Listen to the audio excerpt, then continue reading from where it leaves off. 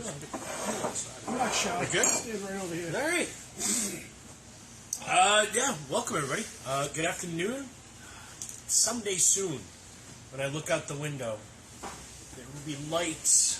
I feel like For what it's worth, it is absolutely beautiful. Yeah. Right now. I had the windows down the whole way here. I mean, granted, it's 56 degrees up, but it's still nice out. So here we are, Whiskey Wednesday Spirits Guy, coming to you guys live from Wachusett Wine and Spirits out here in the WB. Corey back in the house. Glenn slightly off camera. His first appearance on Whiskey Wednesday. It's been a long time coming. Yeah. Seriously. Hopefully not the last. Yeah, we're not talking about whiskey this week. We're talking about brandy. I did this on my podcast last week. I don't know if anybody listened to that. If anybody listens to it at all, whatever.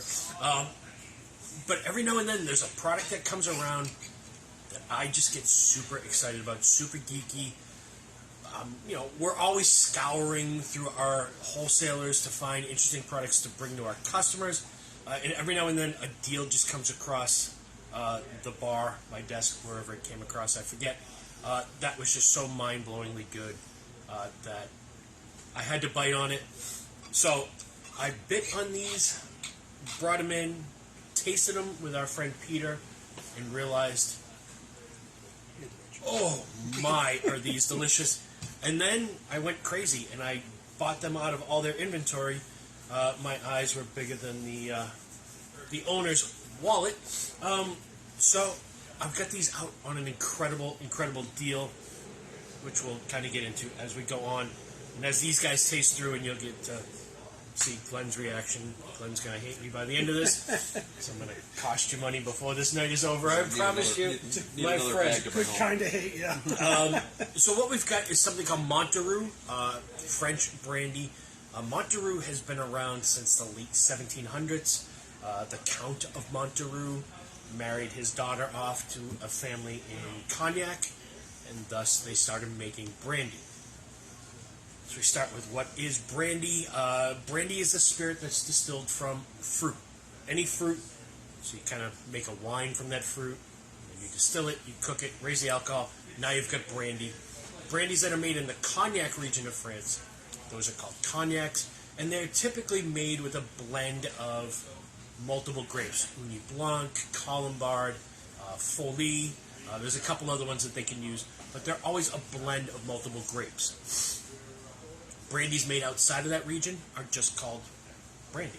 And brandy is a global culture. Every nation that has fruit makes a brandy. I was talking today about our love from Metaxa, from Greece. The Armenians, the Albanians, they make brandy. The Germans make brandy. They make brandy in Australia. Obviously, we make it here in America. I was just reading something about America's native spirit is not bourbon. The native spirit is actually brandy. Apple Brandy, Applejack is the oldest distillery in the U.S. Yeah, that's going to look weird. It's going to look like it's kind of flickering in and out. So brandy is kind of the Native American spirit. What these guys did, they were the first ones in the world, I do believe, to make single varietal brandies. So we have 3 brandies that are made from just one grape, and they're French brandies. So we have one made from Sauv Blanc, one made from Chardonnay, one made from Cabernet. And the best Cabernet in the world comes from Bordeaux. The best Chardonnay in the world comes from Burgundy, France. Best Sauvignon Blanc in the world comes from either the Loire region or the Bordeaux region. So high quality grapes from the best grape growing region in the world, and they're making single varietal brandies. And then we've got 2 that are barrel finished. One in Sauternes barrels, which is a French dessert wine, typically made from the Semillon grape. One finished in sherry barrels, which I was a sucker for. As soon as I saw that, I bought everything they had before I even tasted it. And then the one that came in today, which is a triple wood finish. I was going to say, there was one that I was like, yeah. I haven't tried that one yet. So I kind of lined them up in order of color spectrum. I'm just going to pour. We'll get kind of right into this. One of the things I love about this bottle, too, and I'll pass it on, but all the info is right there on the front. You're talking about like limited bottlings. 1,655 bottles in this batch. Distilled in 2014, bottled in 2016. Made from Sauvignon Blanc grape, non-chill filtered. Right around 82, 84 proof. And I know it's not bourbon, but expand your palate, expand your horizons. These drink like whiskey, a little bit softer.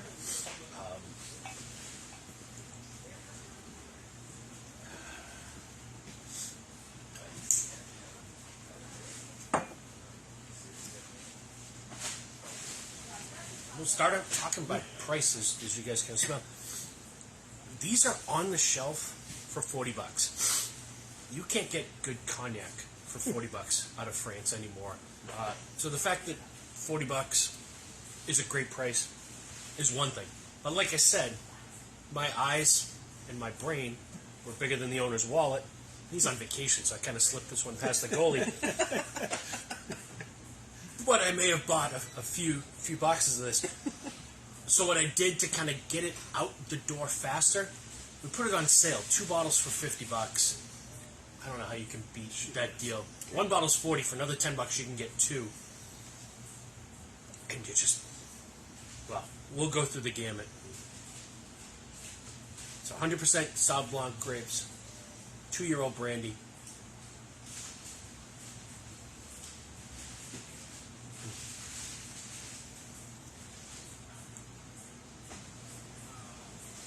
A little bit of like lemon in there, a little citrus. It's so bright. Yeah. Soft, but good mouthfeel. Super easy to drink.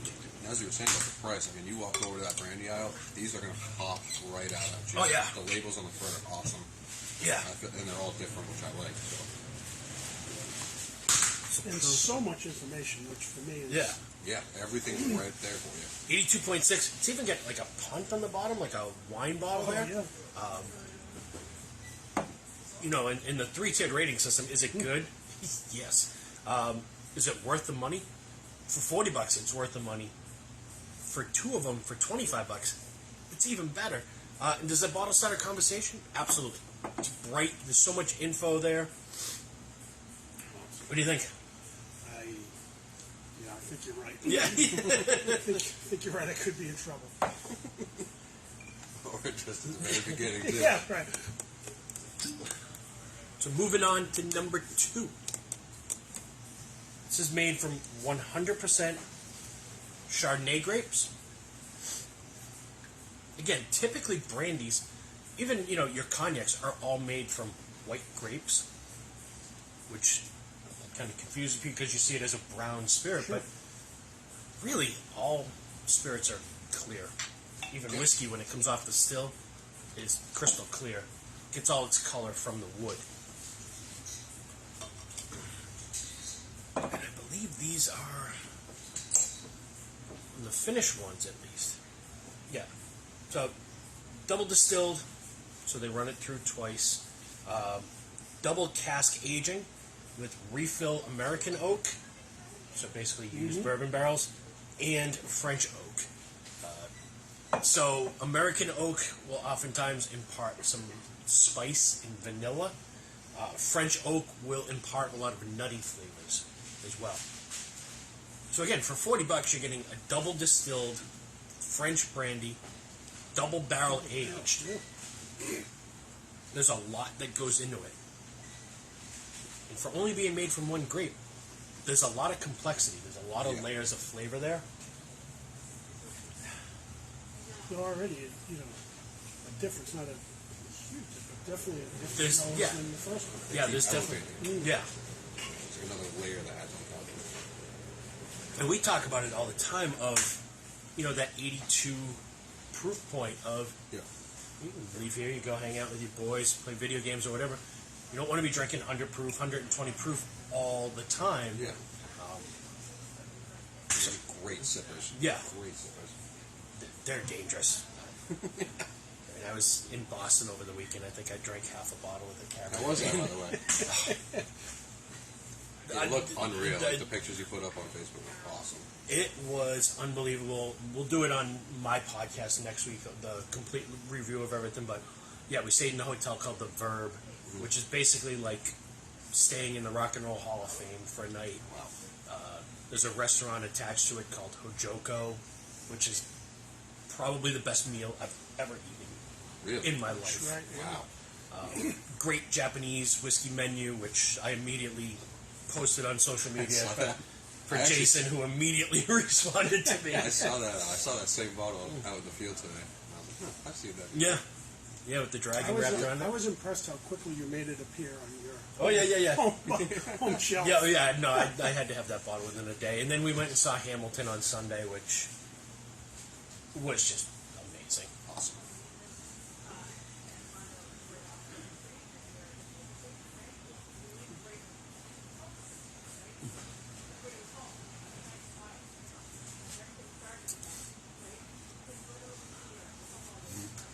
Yeah. Definitely darker. Darker flavor. It's got some of those like hay notes in there. Yep. A little bit more, almost like buttery. And it's like, just keep the flavor just keeps I was coming. going to say, there's a finish, too. Yeah. Right? Coats it. Cold milk. Yeah, again, for $40, like, there's a lot going on there. Yeah. And even from having tasted them last week with you, they've changed. Yeah. Not like a lot, but they've opened up and that flavor is expanding for sure. Yeah, like the review, and I think Peter points it out on my podcast, of like, when these came in, I was chomping. I wanted to taste them right away, and I went so far as to not even crack them before we tasted them. Like, we were tasting them, recording the podcast, and I was literally cutting the cellophane as we went to each bottle. So they were straight, straight pours with no air whatsoever getting into them. Yeah, like you said before, it does drink like a whiskey. Like, there's so much flavor in it. Yeah, it's the same style experience of sipping and enjoying, just a different kind of flavor profile. Yeah. Absolutely. And if you're a cigar person like I am, like, these are great with cigars. On to number 3. I don't know what the base grapes are in this, and that almost becomes irrelevant, but it's their brandy finished in Sauternes barrels. Again, Sauternes, one of the most highly sought after French dessert wines, and the dates are on there when it was distilled and bottled, which are, so distilled in 2014, bottled in 2018. About 75% of the aging of this is actually in the finishing barrel. Nice. So you figure 4 years, almost 3 of those are spent in a Sauternes barrel. And I tasted this with Russ from Horizon, Origin guy, who, as soon as he tasted, he said there must have been 2 inches of Sauternes left in that barrel. Wow. When they put it in, like, that was his first sort of flavor analysis of this. So again, all the info right there. That is 81.6. Only 1,300 bottles of this in existence. I feel like this would be like an incredible distillery. I would love to go see. I said, I mean, they created a whole new category. Like, nobody had ever done single varietal brandy. I was going to ask you that. It's never been done. And they are still the only one? They're still the only one. I've never seen another one at that.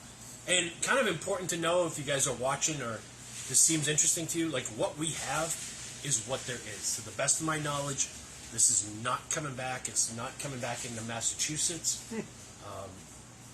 I don't know. There's no other distributor who has picked it up, so our distributor was getting it out the door, which just sometimes happens. We all work in the industry of... Yep. Right.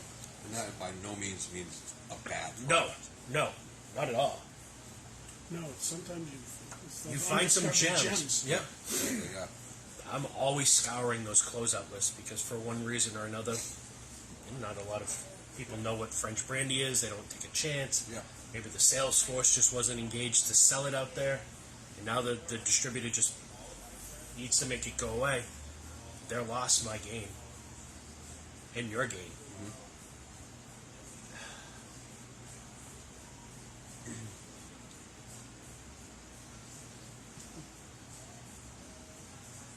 to my knowledge, all of these are around 82 proof, right? Yeah.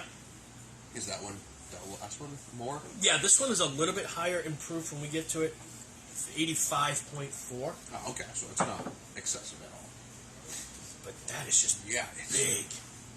And rich and sweet. Well, I feel like you could really taste the effects of the finish. Oh yeah, you definitely get the barrel there. You get that chocolatey, almost like cherry almost. Yeah, that is unbelievable. So yeah, putting it out there tomorrow night, Thursday. I'm going to be back here behind this bar from 4 to 7. I'm going to have all these open. You guys want to stop down, taste, stop by, say hi, we'll chat. We'll taste you through the lineup. Anytime after that, there's a sign up on the shelf that says, ask about tasting these brandies. Our staff, if I'm not here, will bring you back here anytime you want. Tomorrow, for a block of 3 hours, I'll be pouring them. But anytime you guys want, stop by, ask to taste them. I stand behind this 100%. Taste anybody, anytime on these. Absolutely. All right. Now we move on to my baby. We got less than 12 of these left. This is the sherry finish. Have they've been doing good this last week? Yeah, we've sold a few without even kind of promoting them. Obviously, Peter was by and added to his thin collection of bottles at home. He needs them. So this is another finished one, much like the Sauterne. 4 years old, probably 3 years of it spent in Spanish sherry barrels. Doesn't say what kind, but I'm going to assume probably Oloroso. The nose is right there, yeah. Beautiful. Still 2012, bottle 2016. 83.4 proof. So again, still right in that nice comfort sweet spot zone. And no burn on any. None.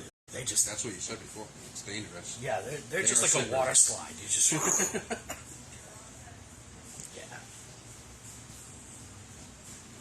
Yeah, sherry right there in the nose. Kind of, it almost reminds me of like the nose on the Scallywag chocolate edition. Mm-hmm.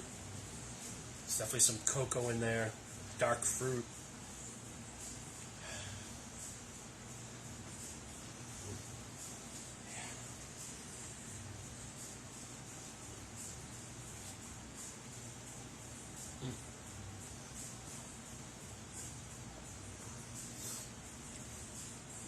You starting to hate me yet down there?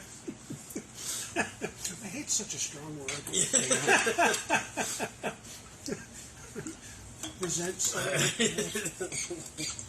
The sherry finish at the end, like I feel like you can taste the sherry so much. Yeah, there's so much cocoa in there. Yeah.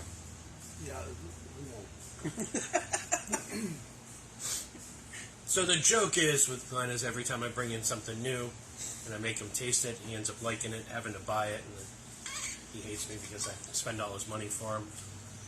It's not just bottles; it's whole new categories of spirits. Categories of spirits, of which this would count. Now, this to me, boy, The to flavor. me, the sherry finish just builds. Yeah, it's like pulling it out. And it's still, it's still.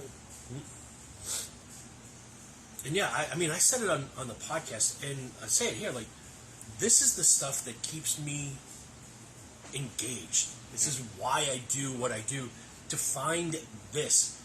And I kind of joke about it of, like everybody else is chasing Pappy and Blanton's and all that stuff. And everybody's chasing that. You're kind of a cliche at this point. But this is the stuff. I'm chasing things that I've never seen. Yeah. Things that are interesting to me that not only stimulate the palate, but it stimulates my brain of what else is out there. And it's nice to find something like this where you go like, there is something else. Yeah, I think I actually said that on the podcast. I'm like, where has this been for? Yeah. All right, so this one here, this is where things take a left turn. Yeah. I'm just going to do a quick little rinse to make sure there's nothing left behind on this one. And did you have the Cliff Notes opportunity to try any of these? Oh, I tried all of them except for the very last For one. the last one, yeah. So this is 100% Cabernet Sauvignon grapes. Again, double distilled, double aged, American oak, French oak, 2-year brandy. All the wine novices are saying, Cabernet Sauvignon, how can it not be red? Why is it only blush? And again, all grape juice is white, even from a red grape. When you press the grapes, the juice is white. Red wines get their color from leaving the skin in there. They pick up the pigmentation from the skin color. I'll be honest, I didn't even know that. Yeah. Every grape you press is white, and then you just all leave the grape skin juice is there. white. Yep. That's skin. Yeah. So That's you're how they get the blush for less skin yeah content. yeah Okay. rosés. They just kind of dip them in and take them out really quickly. Okay. But yeah, red wine gets its color from leaving the skin in. That's also where it gets what's called the tannins. Yeah. So like the dry kind of grip you get sometimes from red wine. Mm-hmm. I always explain it to people, like if you ever take a grape and just peel the skin off and just eat the skin, like it just sucks your mouth right in. Yeah. That's the tannins of it. So you could leave white grape skins in white wine. It's just not going to turn purple because the skin isn't purple. And then that gets into like orange wines, like you guys sell, where they leave the white skins in there so long that it won't turn red, but it will turn kind of orange, kind of funky. So this is the one where, everything kind of built, and then when we tasted this the first time, Peter and I kind of looked at each other like, This to me has the most distinctive nose so far. They've all been different, but this one to me is the one is the most different of the 4 prior. and this is the one I drank a lot of.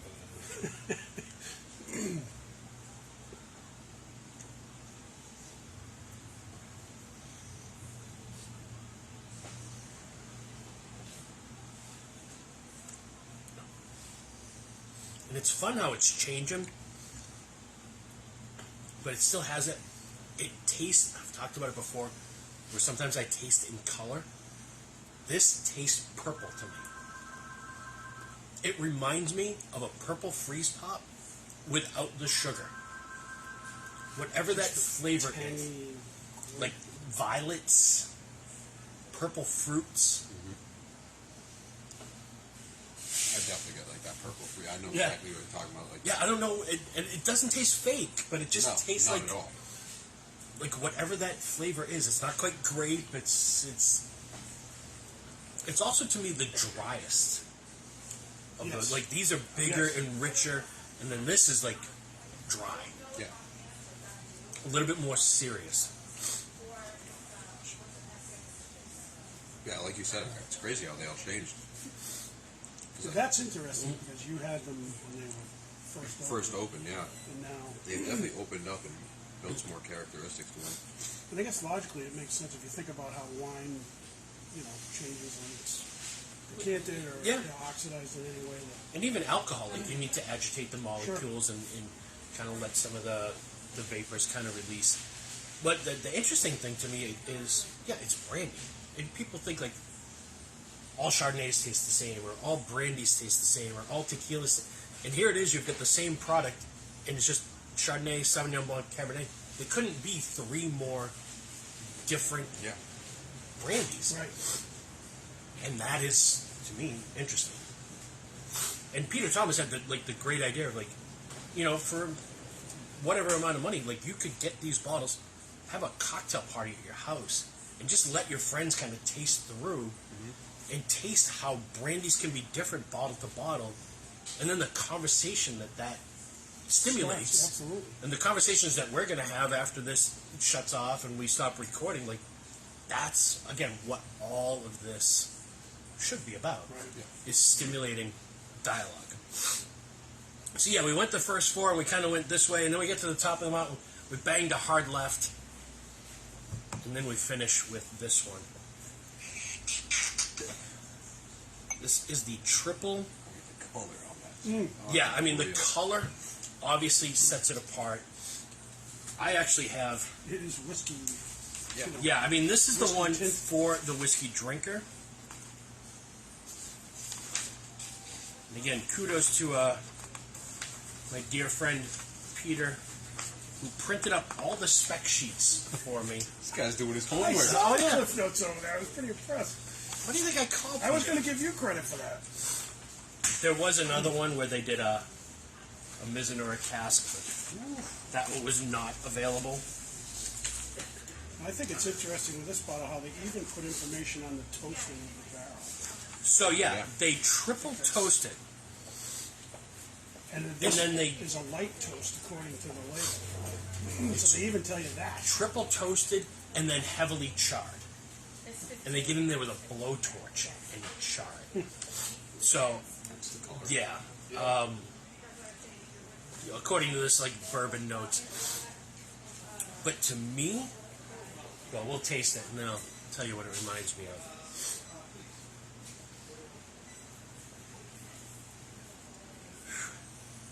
And again, totally different than the other five.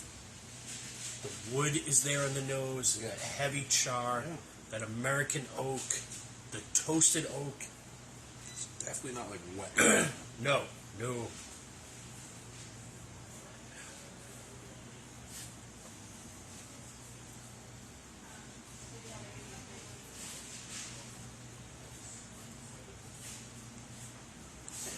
So yeah, if you're a bourbon drinker, this is the one that most connects with you. And I know you've had this, so you'll get sort of the comparison. That reminds me of the Martell Blue Swift. Yep, 100%. I'm not kidding. That's exactly what I've been drinking a lot of that recently, and that is like almost like a brother to it. Yeah. Which is the Martell cognac aged in bourbon barrels. Yeah, because it does have a similar almost color. It's a little definitely darker in color. Wow, that's a great comparison. That is The unreal. richness, the depth of flavor. And again, so totally different than the rest. And as far as what I've looked into, there is nobody who has this anywhere. Comparable. And what I bought everything they had left in inventory. We have all of it. And it's not a lot. I promise you that it's less than the fingers on your hand. Like, there's not a ton of it out there. So we get to this point, and this is kind of the question of, like, one, are they good? Yeah, they're all good in different ways. Are they worth the money? At $40? Yeah. Jeez. 2 for $50? Without a doubt. Did the bottle start a conversation? I mean, when you go to the shelf and you see them all lined up, they just pop. Pop right out of it. So now the question becomes, pick a favorite. I mean, the last one we just had. It's that one and the Sauternes for me. I mean, Yeah, the Sherry's right up there, too. It's Yeah. those three.